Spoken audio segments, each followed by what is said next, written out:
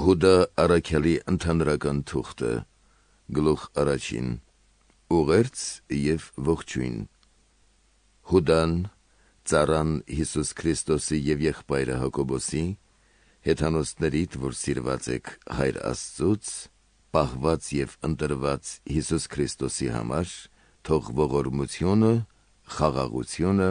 և սերը առատ լինեն ձեզ համար։ Սուտ ուսուցիչներ, սիրելիներ, ամեն ջանքանձն էի առնում գրելու ձեզ մեր հասարակած փրկության մասին։ Հարկ համարեցի գրել ձեզ և աղաչել, որ պայքարեք հավատի համար, այն հավատի, որ մի անգամ ընդմիշտ ավանդվեց սրբերին։ Քանի որ ձեր մեջ սողոսկել են ոմանք, որ վաղուց իսկ սահմանված էին սույն դատապարտության համար,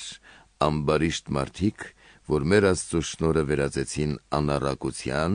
և ուրացան մեր միակ իշխանին և Տիրոջը Հիսուս Քրիստոսին։ Կուզենայի ձեզ հիշեցնել, թեև դուք այդ բոլորը գիտեք, որ Աստված նախ իր ժողովրդին փրկեց Եգիպտոսից, իսկ ապա կորստյան մատնեց անհավատներին և այն հրեշտակներին, որ չպահեցին իրենց իշխանությունը, այլ լքեցին իրենց բնակության տեղը, հավիտենական կապանքներով խավարի մեջ պահեց դատաստանի մեծ օրվա համար, ինչպես Սոդոմն ու Գոմորը և նրանց շուրջը եղող քաղաքները, որոնք այդ նույն ձևով պոռնկացան, իրենց ընկերների մարմինների ետևից ընկնելով և հավիտենական կրակի դատաստանն ընդունելու օրինակ դարձան բոլորին։ Նույն ձևով էլ սրանք ևս քնի մեջ զառանցելով, մարմին են պղծում, Աստծու իշխանությունն արհամարհում,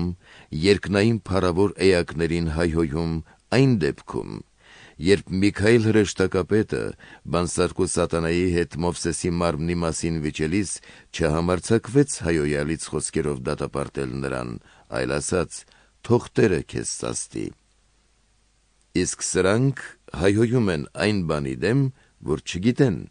և ինչ բաներ, որ բնազդով գիտեն, ինչպես անբան անասունը, նրանցով էլ ապականվում են։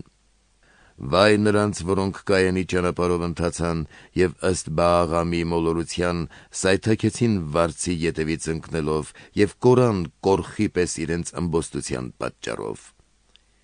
Նրանք ատելի բանսարկուներ են, որոնք ընթանում են իրենց ցանկությունների ետևից, իրենց սերերով և խարդախությամբ մասնակից են լինում սիրո ճաշին, անպատկառորեն իրենց պարարտացնելու համար։ Սրանք հողմակոծ անջուր ամպեր են, պտղակորույս ծառեր, անպտուղ, կրկնակի մեռած, արմատախիլ եղած։ Ծովի կատաղի ալիքներ, որ միշտ փրփրում թափում են իրենց սեփական ամոթը,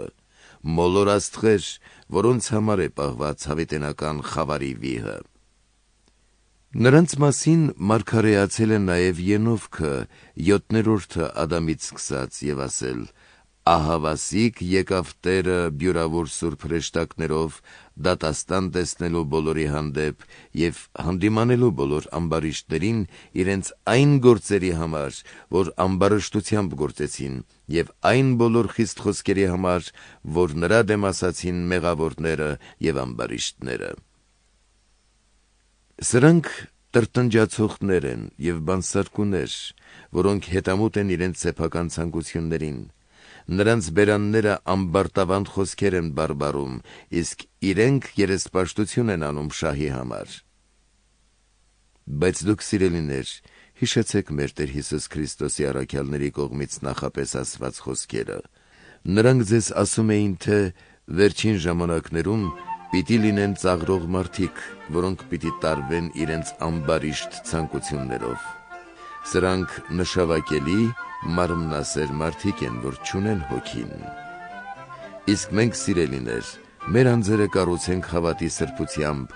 աղոթենք Սուրբ Հոգով, պահենք մենք մեզ Աստծու սիրով, սպասելով մեր Տեր Հիսուս Քրիստոսի ողորմությանը հավիտենական կյանքի համար։ Կշտամբեցեք նրանց, որ դատապարտված են, փրկեցեք նրանց, խլելով կրակից, իսկ ուրիշներին ողորմեցեք երկյուղով, դատապարտելով նույնիսկ այն պատմությանը, որ աղտոտված է նրանց մարմնից։ Փառաբանություն Արդ, ով կարող է պահել ձեզ անարատու ամբից և կանգնեցնել ձեզ իր փառքի առաջ անխառն ցնծությամբ, նրան, միակ Աստծուն և մեր Փրկչին Հիսուս Քրիստոսին մեր Տիրոջը, փառք, մեծություն, զորություն և իշխանություն բոլոր ժամանակներից առաջ և այժմ և բոլոր ժամանակներում, ամեն։